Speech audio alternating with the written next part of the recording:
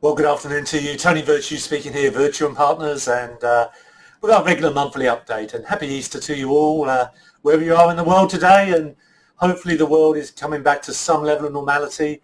Certainly here in Sydney, we're seeing things picking up, but particularly to those of you overseas at the moment, you're in our thoughts.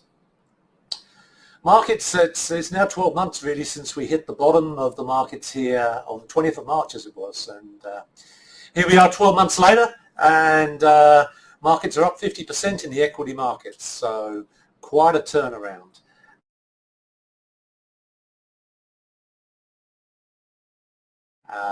Again, on the property side, as you can see from my notes, we're seeing quite an uptake in the last couple of months. So combination of very low interest rates, people having full savings has meant that there's quite a lot of capacity out there at the moment to spend money.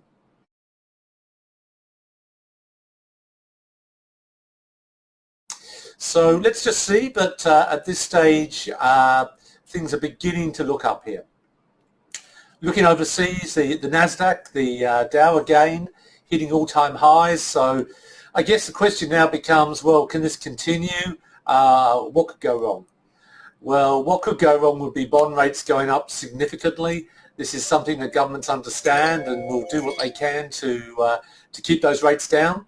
If they were to go up, that would be bad for pretty much all asset classes outside of cash. It would mean when we value properties, the discounted value of that rent would go down, the same on the equity markets. It would also mean those of you who are holding bonds at the moment, if they were fixed rate bonds, it wouldn't take much to turn in some pretty negative numbers. I'm talking back to 1994 now.